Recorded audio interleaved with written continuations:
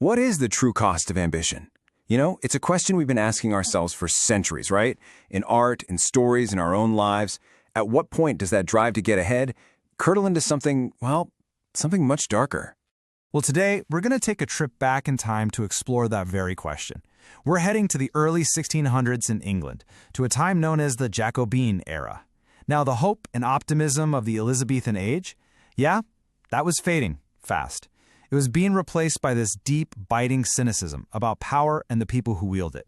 And we're going to see this dark, fascinating world through the eyes of two playwrights who just got it, John Webster and Thomas Middleton. So who were these guys? Well, they were the ones holding a mirror up to their chaotic times, and they weren't afraid to show the ugly reflection. Let's meet the masters. Okay, so you have these two incredible writers, but they tackled this corrupt world from totally different angles. On one hand, you've got John Webster. They called him the poet of darkness. Think intricate plots, really intense emotional stories, and a whole lot of moral gray area. Then you've got Thomas Middleton, the versatile critic. This guy could do it all, from super grim tragedies to comedies that cut you with their wit, sometimes in the same play. So, what were they actually writing about? Well, let's just say they dove headfirst into the messiest parts of being human. Their plays became this arena for these huge, explosive themes that honestly never get old: power, lust, and corruption. Let's start with Webster. He loved to use historical stories to make a point about his own time. Take his Roman tragedy, Appius and Virginia. It's all about how one powerful guy's obsession with a virtuous young woman, Virginia, can basically tear a whole society apart. The fallout is devastating. And this is where you really see Webster's genius. He puts his characters, and us, the audience, in these impossible situations. It's not just about one bad guy. It's about a whole system that's rigged to protect the powerful. His plays are always asking these tough questions, like where is the breaking point for honor? What happens when leaders are corrupt? It's this desperate, bloody fight for what's right in a world that seems designed to crush it. Classic Webster.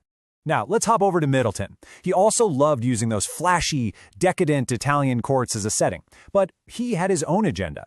In his play, Women Beware Women, he uses that backdrop to just surgically dissect the games of manipulation and the quiet, creeping rot of moral decay. So he's covering similar ground to Webster, greed, lust, betrayal, the whole shebang. But Middleton puts this really fascinating spin on it. He totally challenges the gender roles of the time. The women in his plays aren't just helpless victims. Oh no. They are complex. They're agents in their own stories, using seduction and their own wits to survive in a world built by and for men. Middleton was also a master of one of the era's biggest genres, the revenge tragedy. And his play, with the perfectly unsubtle title, The Revenger's Tragedy, is basically a masterclass in how it's done. It's just dripping with cynicism and some seriously dark humor. And get this. The main character's name is Vindich, which literally means revenger. So yeah, he's not just a guy seeking revenge, he is revenge personified. He pulls us right into this twisted world where the only justice you can get comes from violence, and the entire ruling class is completely rotten. Middleton was a team player, too. He worked with another playwright, William Rowley, and together they created The Changeling.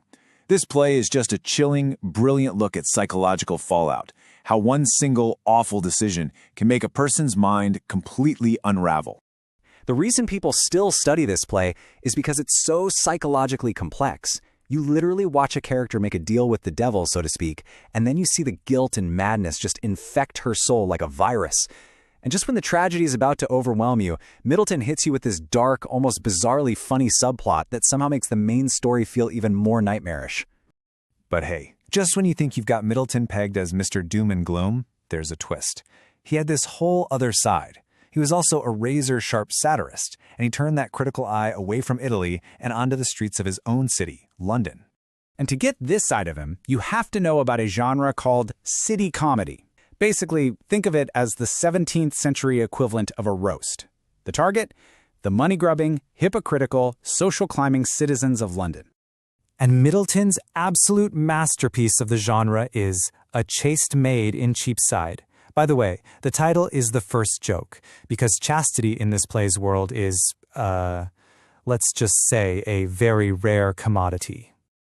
In this play, humor is his weapon. He just skewers London's obsession with money, where marriage is basically a business deal and your social status is everything. He peels back the curtain on polite society to show the moral decay festering just underneath. So, all of this brings us to the big question, right? These plays are 400 years old. Why on earth are we still talking about them? What makes them endure? With Webster, his legacy is that incredible psychological depth. This guy was fearless. He wasn't afraid to explore the darkest parts of the human mind. And he created these unforgettable characters who stood up to corrupt systems and forced audiences to really think about the nature of power. His work still hits home because he just understood what makes people tick. And Middleton's legacy? It's his absolutely insane range. He was a true innovator, a brilliant social critic who could weave satire and tragedy together like nobody else. When you look at his body of work, you get this incredibly rich, well-rounded picture of the human experience. And really, that's the bottom line. Their plays stick with us because they plug right into conversations we're still having today.